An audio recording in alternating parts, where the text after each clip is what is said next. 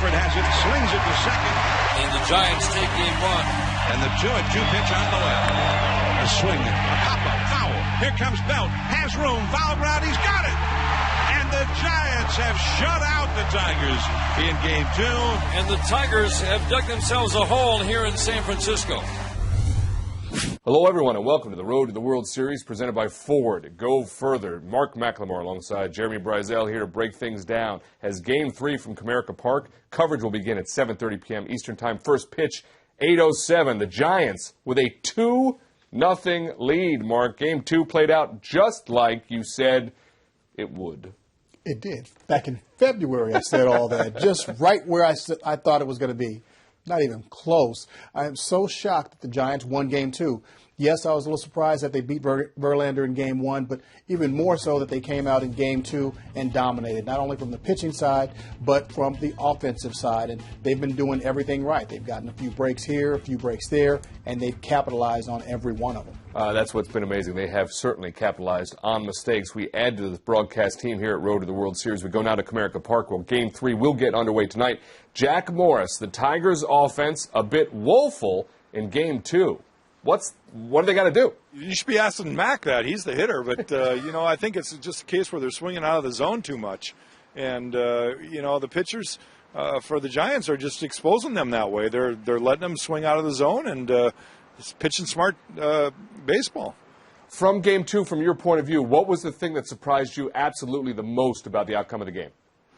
Well, I knew Pfister was going to pitch well, and that didn't surprise me at all. I guess what surprised me most is that the Tigers couldn't do anything against Bumgarner, and not that he's been a bad pitcher, but you look at his postseason numbers so far, and if we're going to get one guy, if the Tigers are going to get one guy to maybe have a little bit of fun with, it would have been him.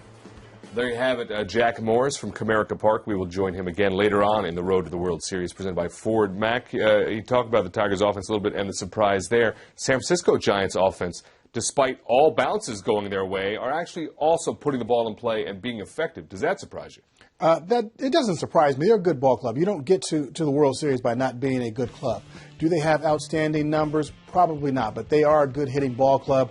They're not going to club you to death by hitting 3-run home runs here and there. They're going to hit the ball, put the ball in play, and create some offense, and in that way generate some runs. And they do not hit a lot of home runs, despite what Kung Fu Panda did Game 1.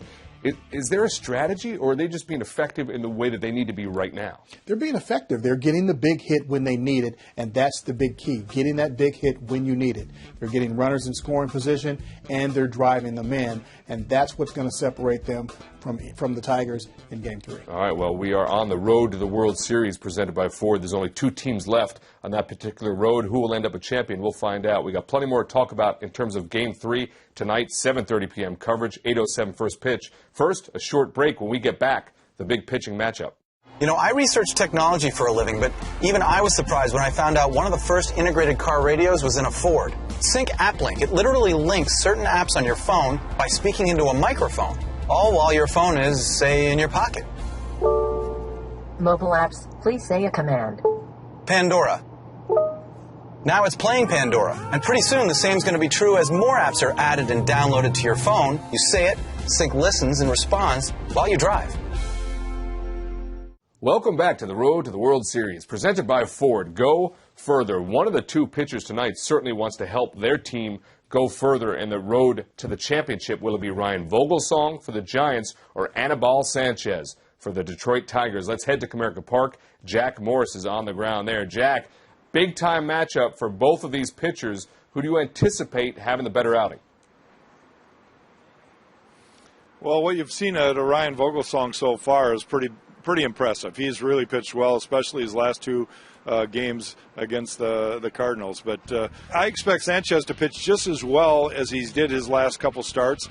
I think he'll do just as well as Pfister did. I actually, if I'm going to pull one out of my hat tonight, I think Vogelsong is going to give up a couple mistake pitches. He hasn't done that yet, and human nature says eventually he's going to throw a cookie in there. Hopefully the Tigers can capitalize on that. Do you think the crowd there at Comerica can feed the Tigers in the way that it seems the crowd at AT&T Park has fed the Giants?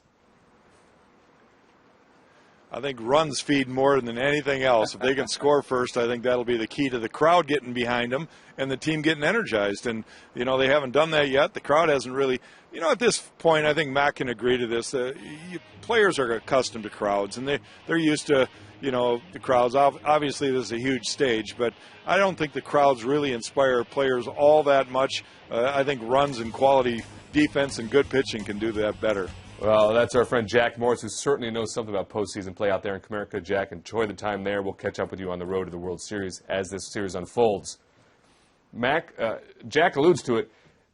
You can eliminate crowd problems if you get the runs going early, and vice versa, depending on whether you're on the road or at home. What's your thoughts on that? You really can. If you want to get the crowd into it, the Tigers need to score some runs and score them early. If they score them early, that crowd is going to be behind them every time they put the ball in play, a lot like the Giants fans have been in Games 1 and Games 2. So the fans at home in Detroit can definitely control a lot of this ball game. We talked about the starters Vogelsong and Sanchez. We saw Smiley struggle a bit in Game 2 for the Tigers. Does Jim Leland have the confidence he needs to have in the entirety of his bullpen, or are there guys he's going to go to that may surprise us? Well, he's got to have confidence in that bullpen. Have they inspired confidence with their performance? No.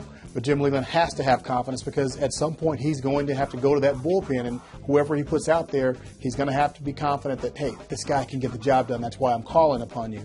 Now, they've not really inspired a whole lot of confidence through this postseason with their performances, so it's going to be tough. But Jim Leland's been with them all season long, so he does understand what they're capable of doing. Certainly nobody knows their rosters better right now than the managers.